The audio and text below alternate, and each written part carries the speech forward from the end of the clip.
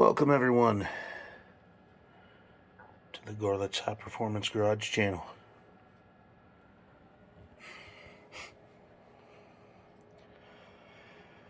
Well, I've had a couple requests to do a cold start from the inside of my car, which I don't know. I don't know if that's going to make a difference or not. But I guess I can do that. Guess we'll see what happens. I guess we'll see how this works. I don't know.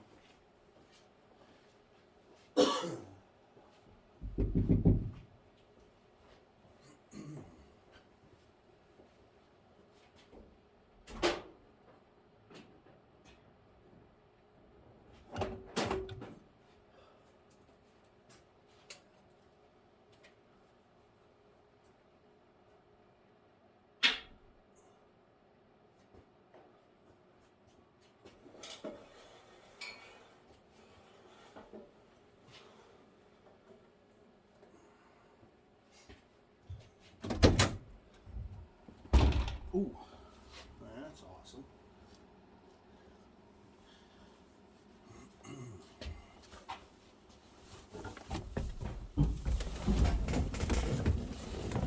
All right. It's just the same procedure of pumping it. Hit the switch.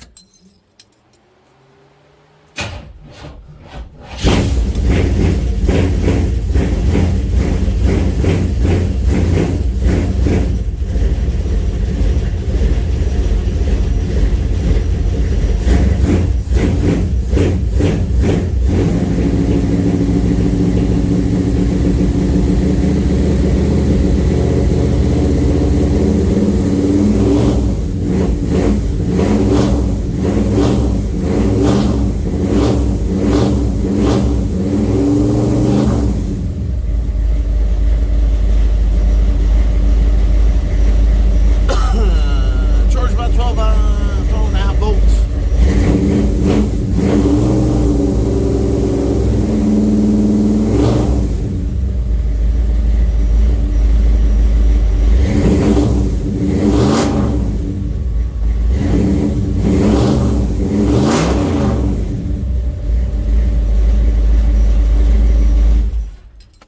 That's all there is to it.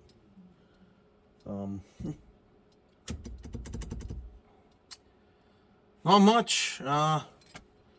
Just pump it. Usually if it's started in, it would have to sit a couple of months to make me pump it real hard.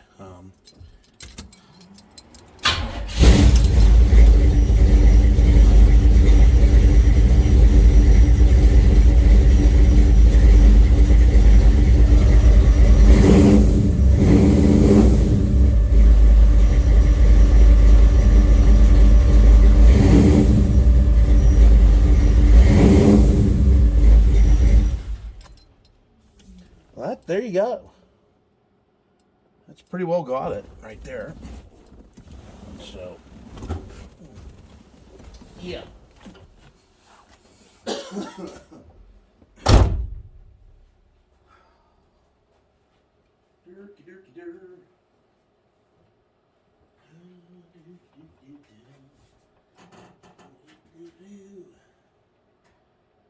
yeah, we're good. We're good.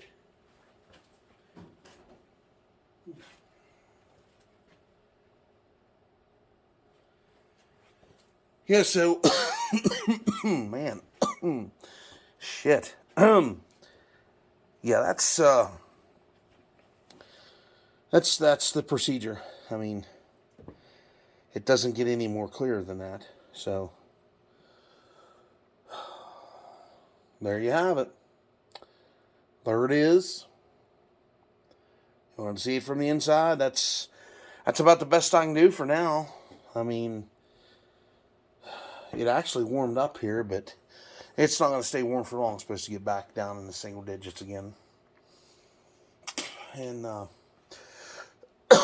I try to keep this place above freezing inside so my floor doesn't start heaving up, which, at the edges of the garage doors it still does. But back in here, towards the workbench stuff, it doesn't. So, and I can still get the doors open and everything. So, hopefully you like that. Maybe we can do a cold start on that C20 over there when I get a starter and a battery for it. So, that's what we'll do next. Whenever that comes around. So everybody. And there's one other thing I just wanted to say. To people that sorry about the cough, and I'm still I tested negative now for the COVID. I'm over it. I still have a little bit of the cough left, the shortness of breath, stuff like that. They said that's side effects that are going to be here with me for a little while yet. But anyhow, what I wanted to say was a lot of you people that don't understand this old muscle car thing, or you don't understand the whole concept of it. Because a lot of people are like, oh man, these people are just stupid having an old car like this, and wanting to keep stuff like this on the road. It's not practical. It doesn't get fuel mileage. It's loud. They don't get it. I run into folks like that all the time. That in the summertime, I take this somewhere. Sometimes I'll just take it to the grocery store, or I'll just take it on a short trip. Maybe to get gas, or maybe to get my wife a coffee, or my kids something to eat, whatever. There'll be some of these people that just look in disgust when I pull in, because they just don't get the concept. To me, it's a very personal thing. It's the sight of the vehicle, the bulging body lines, and this is any muscle car. The bulging body lines, the craftsmanship that went into these vehicles. The smells of an old muscle car. It just has that smell and that sound. It just has that sound. Each of these V8s sound different. These Chevy 350s, these small blocks, they all have a sound. They all have one kind of sound. The Pontiac big blocks, they all have their sound. The Chevy big blocks have their sound. The Mopar big blocks have their sound. And the Ford big blocks have their sound, and small blocks. They all have, if you just know, you just listen for it, you can tell the difference. Some people say, oh, it's all the same. It sounds all the same. Because I'll have people ask me if this is a 396 in here, or a 454 or something like that.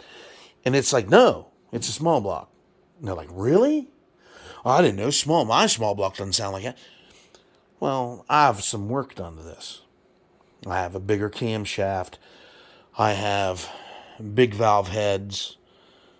I have a dual plane intake on here.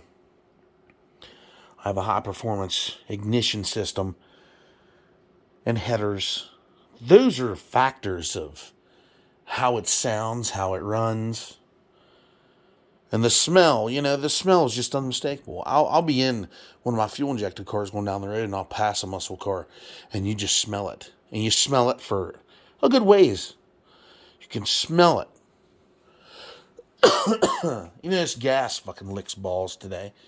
It isn't the stuff from the past, because they had to put goddamn ethanol in every fucking thing. Because, you Can't not let the corn farmers get rich, But anyhow, I mean, this is all in what everybody likes. It just doesn't get, to me, it just doesn't get any better than this. It doesn't get no better. Because it's fun. It's the smell, the look, the feel. If you're in it going down the road, it's got that feel. It's a one-of-a-kind feel. And I noticed this when I drove big trucks, like triaxles and semi-trucks, stuff like that. They all have a similar type feel. All those vehicles are built by human hands. They're not assembled by robots. They might be painted by robots, but they are assembled with human hands. And every single one of them trucks, I don't give a shit. The same way with these old muscle cars. I could have a dozen of these 70 Chevelles, and every single fucking one of them would feel different to me. Just by the smell, the feel of it going down the road, how it runs, how it sounds. It's just a feeling. And you non-car people just don't get it. It's like when you see those stickers on fucking Jeeps. It's a Jeep thing. You wouldn't understand. Well, this is a fucking muscle car thing. And if you're not a muscle car guy, you just don't understand. That's just how it is. And I felt this in my blood ever since I can remember. When I was a little kid and we were riding around in my dad's GTO, I thought, man, this car right here makes everybody else's car look like shit. And it was back in the 80s growing up. That car it looked like a fucking a design of genius.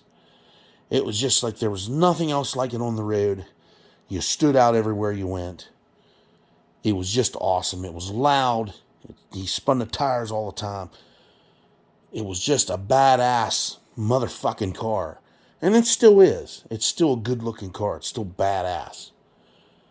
But back when I was a kid, there was I just got goosebumps. The hair stood up on my arms and on the back of my head. And every time I seen or heard that car. And it's a good feeling. It's just something I can't explain it. I can't explain the feel. The taste, the smell. Well, not the taste, but the smell, the feel, the look.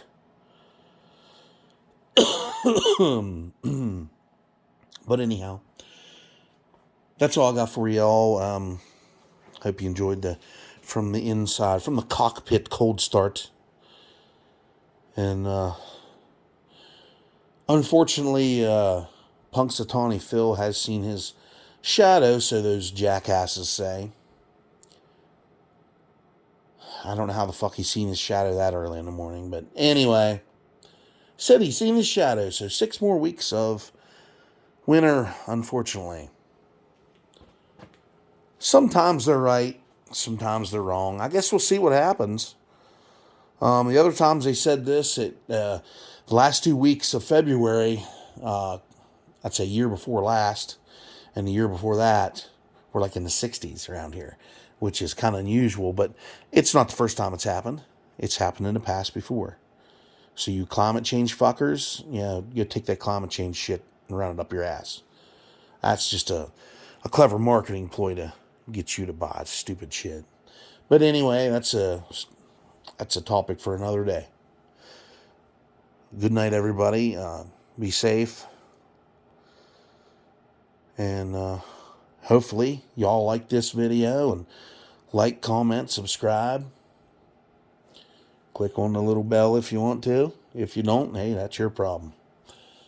But I will see y'all later. Have a good one. Stay safe.